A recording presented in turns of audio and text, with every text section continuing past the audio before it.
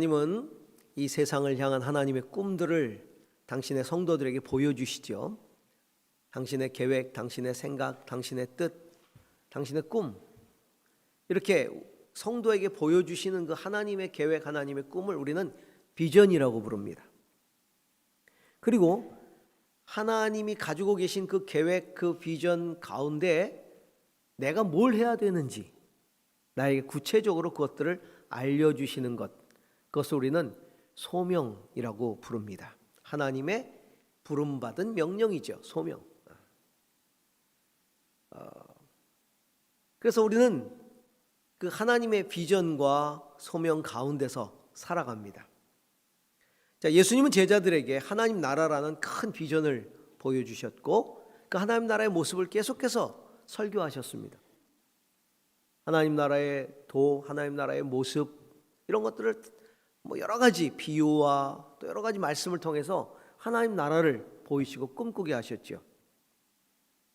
그 하나님의 나라를 이루기 위해서 제자들을 부르셔서 구체적으로 예수의 가르침을 전하게 하시고 고치게 하시고 회복하게 하시고 그런 소명을 주셨습니다.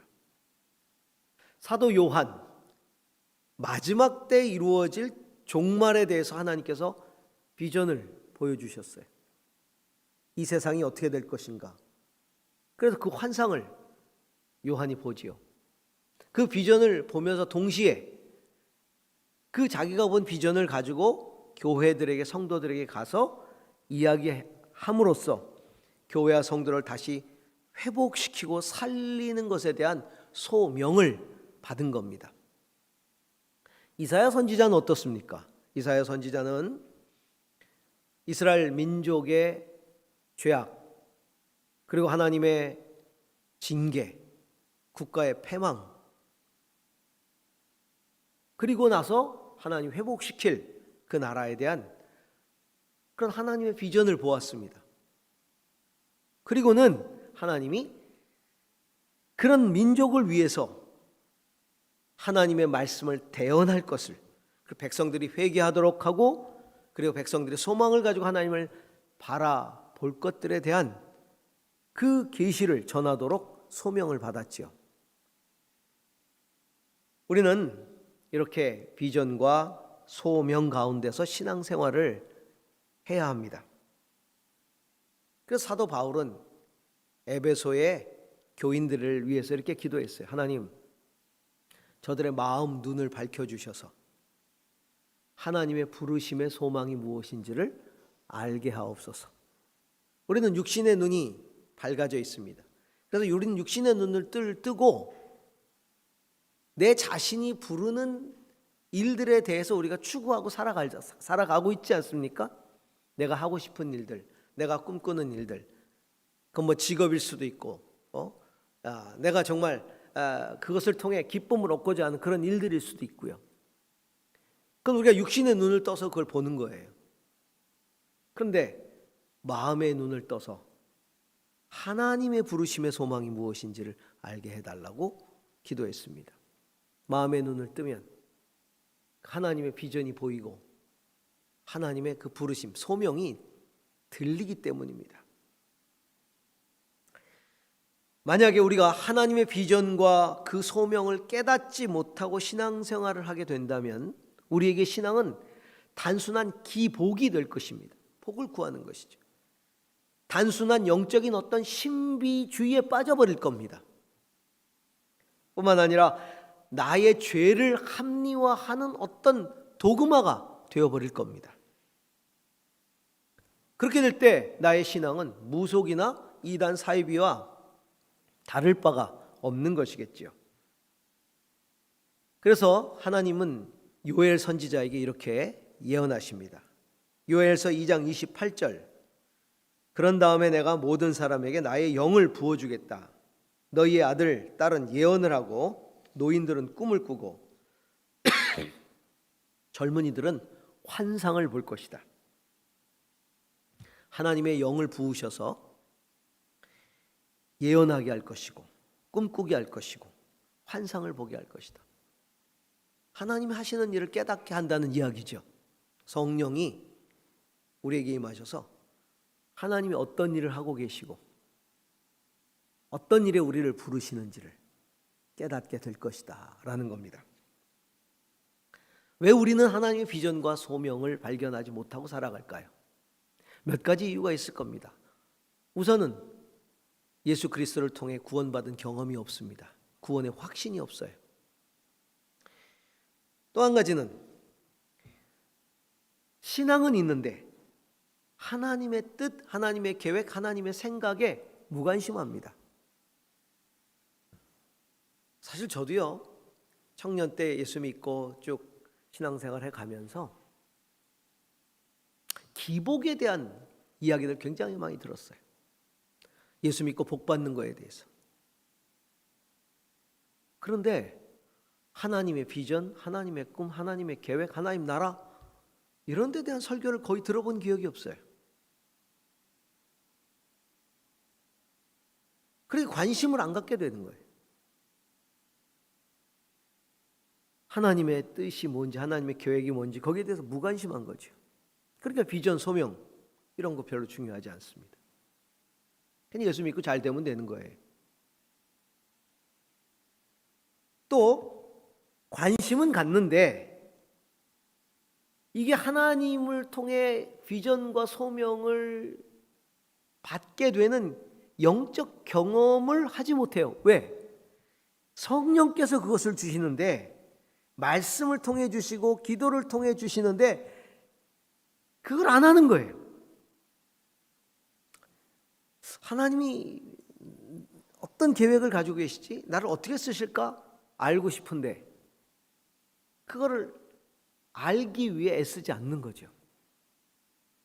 말씀과 기도를 통해 하나님께서는 성령으로 우리에게 감동을 주시고 말씀하시고 그렇게 하시거든요. 그런 경험을 못했기 때문입니다. 또 어떤 분은 경험했습니다. 비전을 보았습니다. 발견도 했어요. 나를 향한 하나님의 부르심이 뭔지 알아요. 그리고 심지어는 그 비전과 소명을 위해서 헌신까지 했었어요. 과거에. 근데 지금 멈춰버렸어요. 무엇 때문에?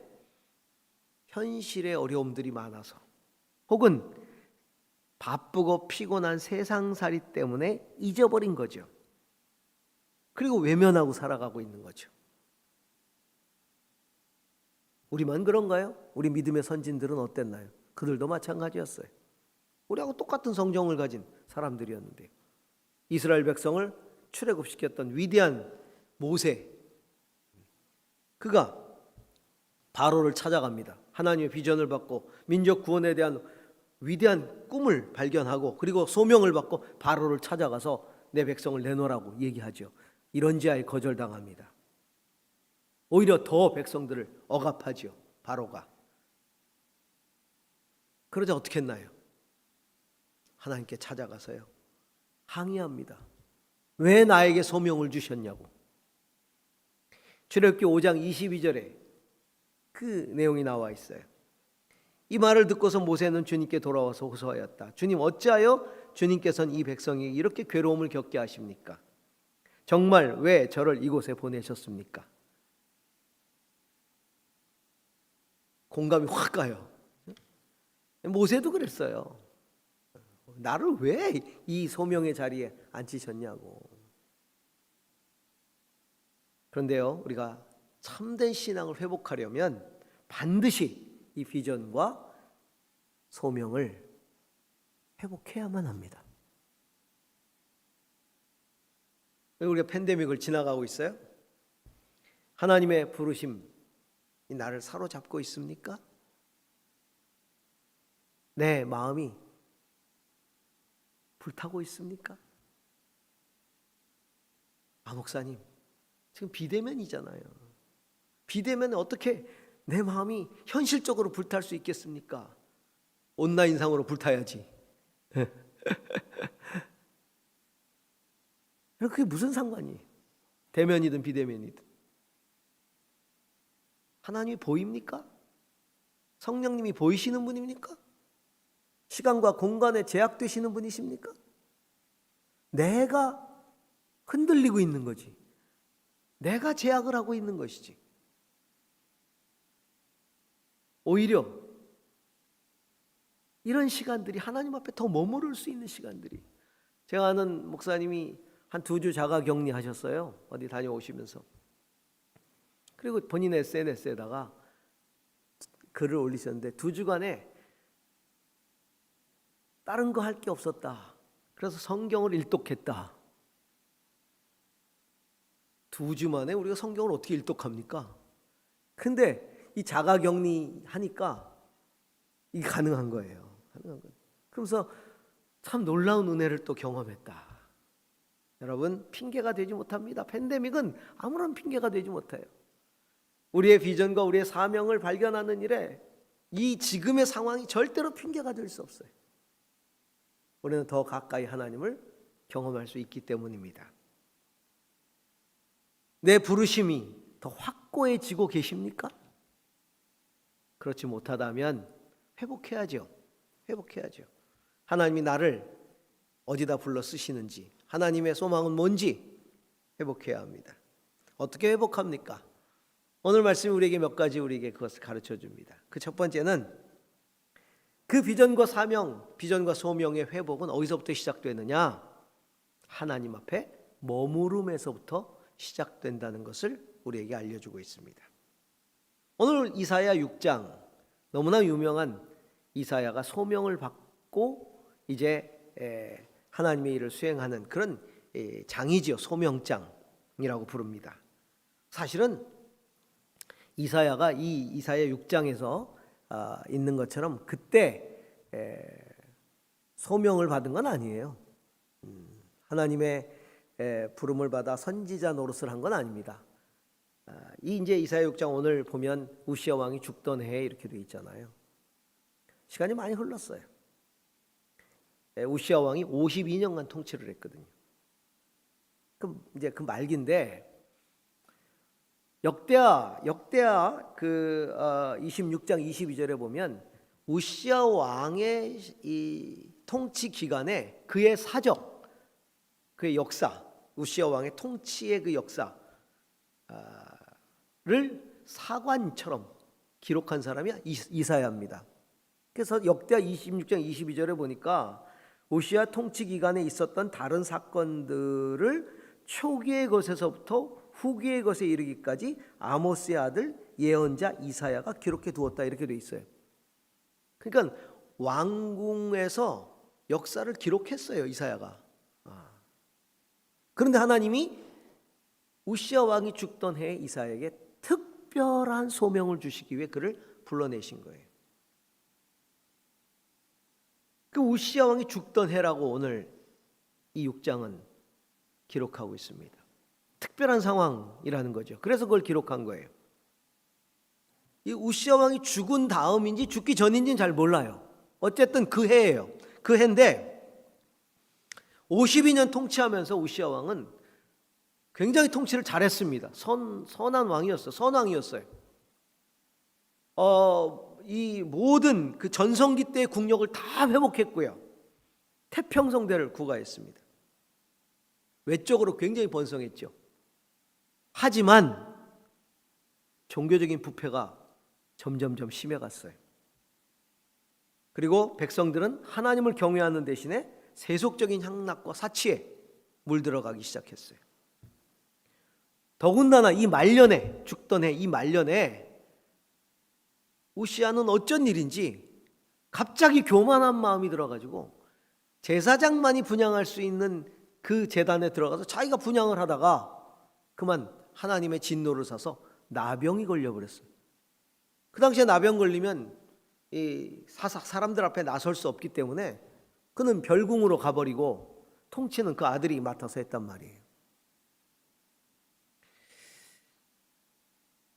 바깥으로는 아시리아라고 하는 강국이 점점점 강해져서 위협하고 있었어요.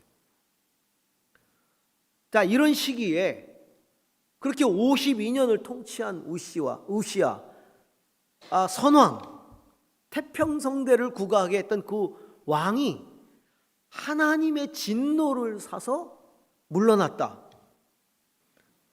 이거는 신정국가였던 이스라엘의 백성들에게는 엄청난 충격이었을 겁니다. 두려움이었을 거예요. 우리는 어떡하지? 이제는 어떡하지? 하나님 우리를 버리시는 건가? 끝났나? 뭐 이런 생각이 들지 않았겠습니까? 살아있을 때라면, 우시야 왕이 아직 살아있을 때라면 이 영적 위기와 함께 다가오고 있는 국가적인 어떤 위기, 이것을 느꼈을 시점, 죽은 후라면 그 충격, 그 번성을 이끌었던 왕의 죽음 이후에 다가온 절망, 슬픔, 이런 염려에 빠져 있을 시점, 종합적으로 보면 세속적으로는 번영했지만 영적으로는 타락하고 교만해지고 백성들이 하나님하고 멀어지면서 국가적인 위기와 절망의 상황들이 몰려오고 있던 그 시점이었다는 거죠. 그때의 이사야가 비전과 사명을 받게 되는데 하나님 앞에 머무르면서 그는 그 비전과 소명을 다시 받게 되었다는 겁니다. 물론 하나님은 어떤 상황에서든지 당신의 종들을 부르십니다. 논밭에서 일하고 있을 때도 부르시기도 하시고 길을 가다가도 부르시기도 하시고, 그런데 제가 오늘 이 장면을 주목하고 있는 것은 우리가 처하고 있는 현실 때문에 그래요. 우리가 지난 1년간 국가적인 위기를 겪어왔습니다. 지금도 계속되고 있습니다. 몇십 년간 우리나라는 영적인 번성기를 지나왔습니다. 그런 영적인 번영의 시기를 지나오면서 영적으로 타락하고 세속화되었습니다. 그 결과는 참담합니다. 지금 우리 사회에서 터져나오고 있는 이 많은 교회의 여러 가지 어려움들, 모습들, 상황들, 이건 하루아침에 그렇게 된 게 아니에요. 수십 년간 쌓아져 온 거예요. 수십 년간 쌓아져 온 도덕성이고 수십 년간 그렇게 무뎌서 여기까지 온 겁니다. 이게 이제 터지기 시작하는 거예요. 사회는 점점 더 거룩하고 깨끗한 것들을 추구해 가고 있는데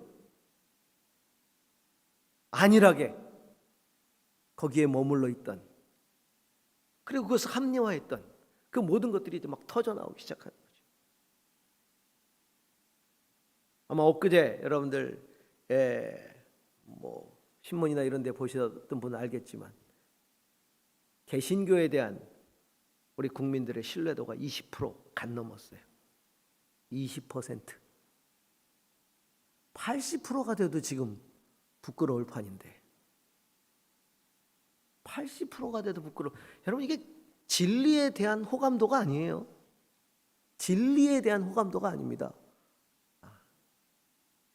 아니, 우리 국민들이 예수님께 무슨 감정이 있겠어요? 예수님께 무슨 유감이 있겠냐고요. 예수님이 뭘 어떻게 했어요? 그게 아니에요. 개신교에 대한 호감도예요. 개신교에 대한 신뢰도입니다. 신뢰도. 얼마나 신뢰하느냐, 개신교를. 믿을만 하는가. 20%가 간 넘어요. 그래도 얼마 전까지는 한 30% 넘었었거든. 그것도 부끄러워 사실은. 근데 이 팬데믹 이후에 뚝 떨어져가지고요. 지금 20%, 80%가 불신하고 있어요. 기대 안 한다는 얘기죠. 아무 기대가 없다. 하나님은 어떤 마음을 가지고 계실까? 우리에게 뭘 요구할까?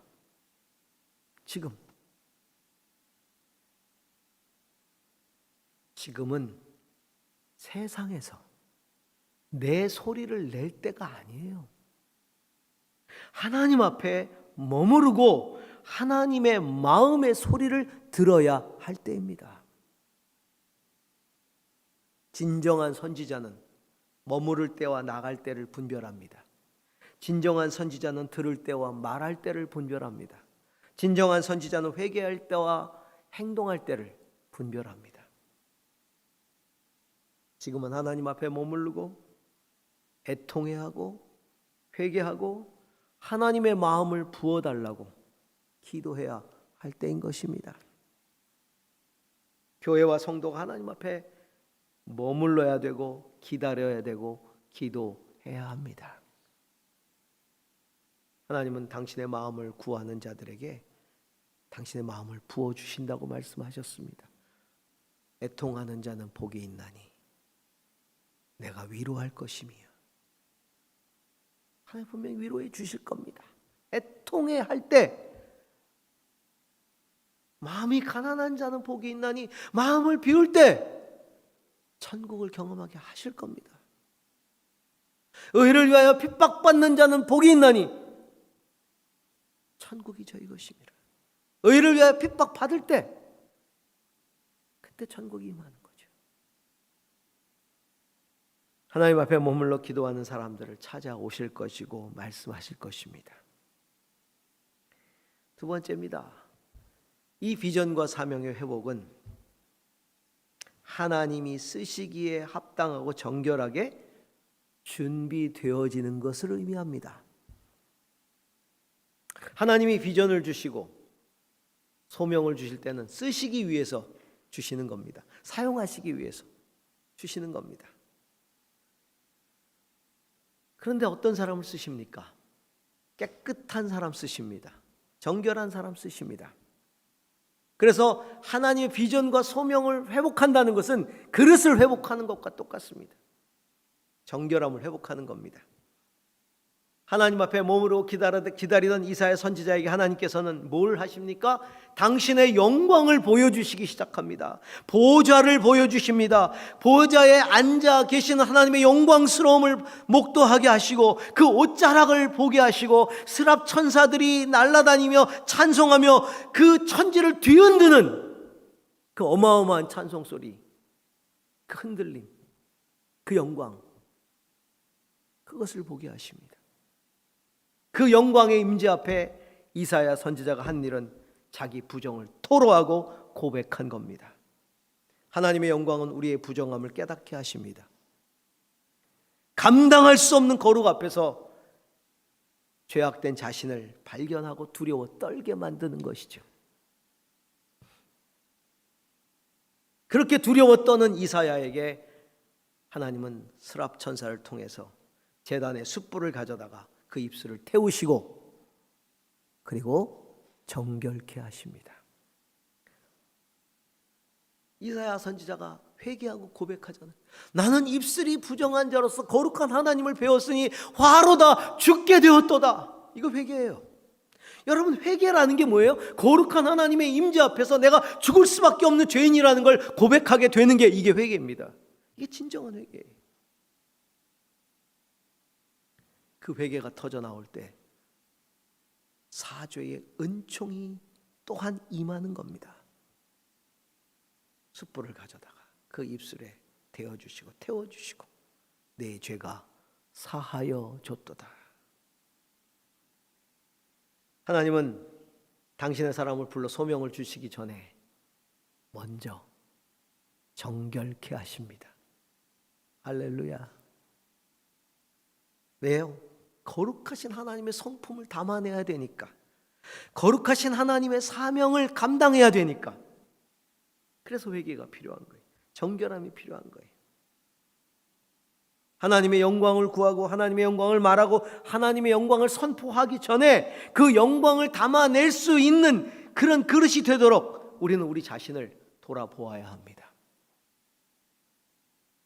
여러분, 영광은 내가 억지로 드러내는 게 아니라 나를 통해 하나님이 드러내시는 게 영광이에요.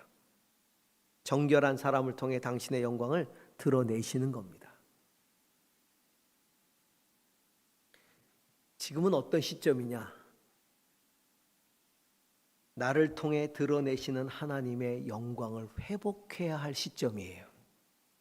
나를 통해 드러내시는 하나님의 영광이 회복돼야 돼요. 지금 하나님의 영광은 다른 어떤 것으로도 회복되지 않습니다. 이 세상 가운데 하나님의 영광은요, 나를 통해 당신의 영광이 드러날 때만 회복이 돼요. 그걸 회복해야 될 때예요.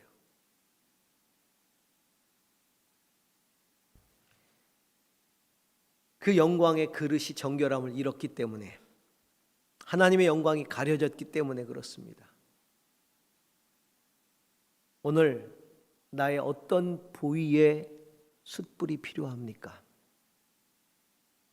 세상의 가치로 가득 차 있는 내 머리입니까? 양심과 긍휼을 잃어버린 내 마음입니까?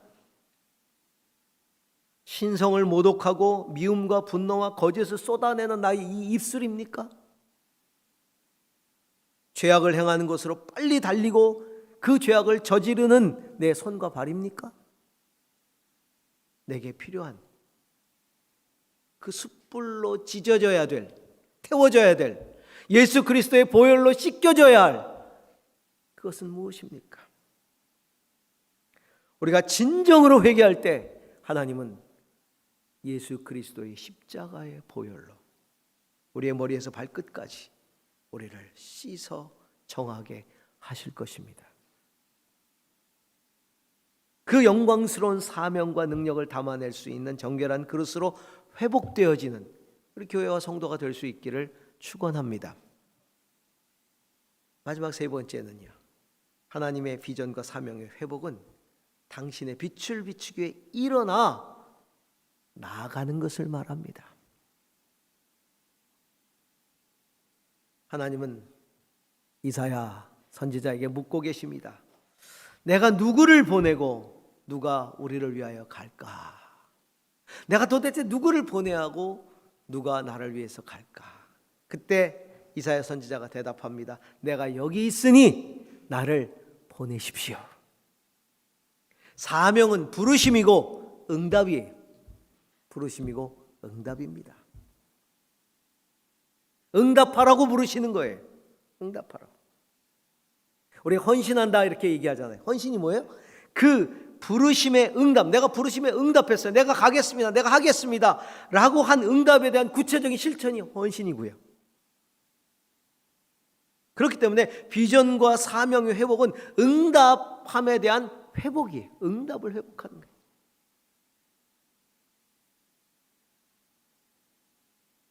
과거에 청년 시절에 제가 청년 회장을 했던 경험이 있는데요. 우리 목사님이 가끔은 청년 회장을 불러내세요. 이렇게. 그럼 갑니다. 교회로 가요. 방학 때 이런 때 있으면 전화가 와요. 청년 회장 집에 있나요? 네, 있습니다. 교회 좀 오실 수 있어요? 네, 제가 가겠습니다. 가요. 그러면 좀 걷지 이렇게 얘기하시죠. 이제 걸어요. 이렇게 뒷짐 딱 지고 이제 그래 교회를 이렇게 걷다가 갑자기 딱 멈춰 서시곤 지붕을 쳐다보세요. 그때 이제 청년들이 모여서 예배드리던 조그만 그 교육관 옛날 구성전 건물이 있었는데 지붕을 이렇게 쳐다보시면서 지붕이 저희가 많이 낡았네. 저기 좀 수리해야 되겠는데. 그러면 깨끗해지면 참 좋겠는데. 이렇게 말씀하십니다. 요게 비전이에요. 요게 비전이에요. 그리고서는 저걸 누가 하지? 누군가 해야 될 텐데. 저 부분이 마침 또 청년부실이네. 이렇게 말씀하십니다. 그러면 어떻게 해요?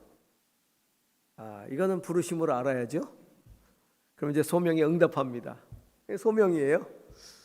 내가 여기 있나이다. 나를 보내소서. 그리고 저는 사다리 타고 지붕에 올라갑니다. 그러면서 지붕 많이 고쳤어요. 많이 고쳤어요. 그럼 이게 부르심이고 이게 응답이에요. 우리 다 하나님의 부르심에 응답한 경험들이 다 있을 겁니다. 지금 그때의 그 응답이 내게 추억의 영적인 경험입니까? 아니면 현재 헌신의 영적 동력이 되고 있습니까? 그게 중요한 겁니다.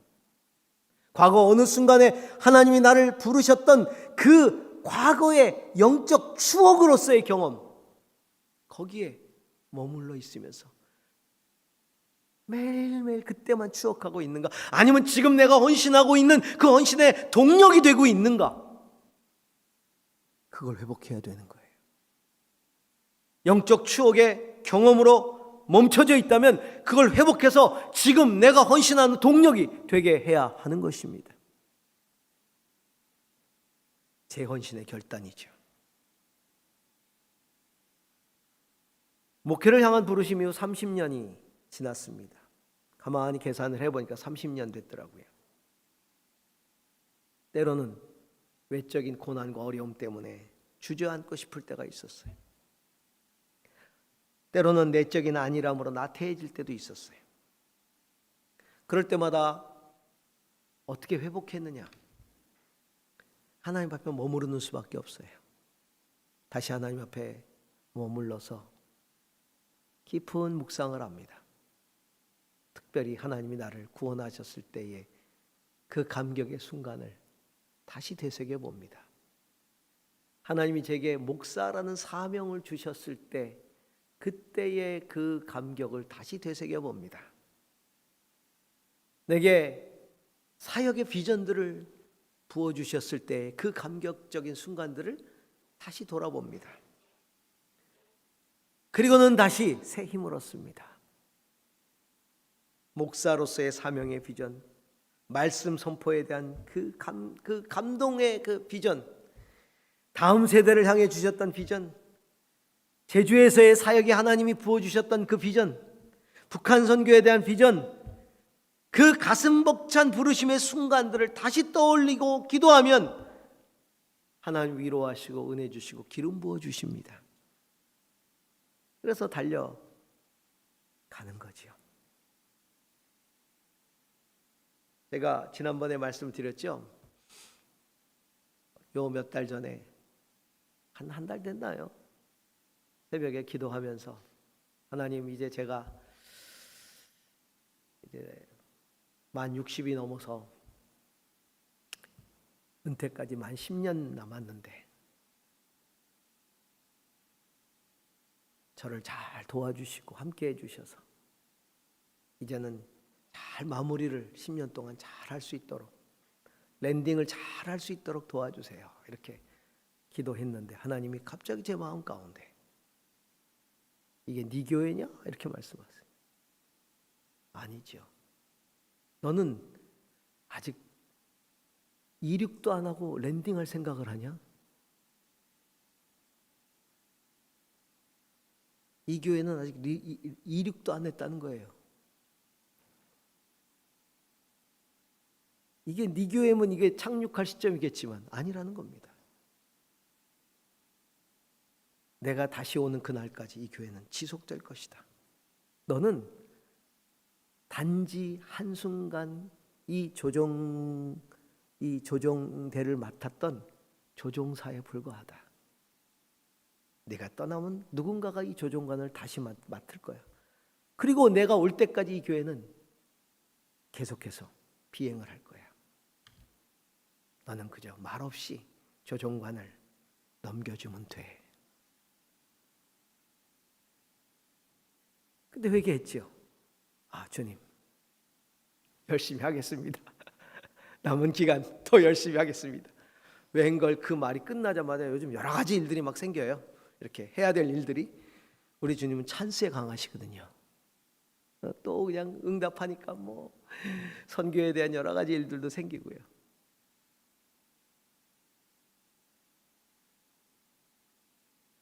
오늘 여러분들 아마 들어오시면서 입구에 또 오늘도 보시면서 들어오셨겠지만 입구에 보면 이사야 60장 1절 말씀이 이렇게 붙어 있죠.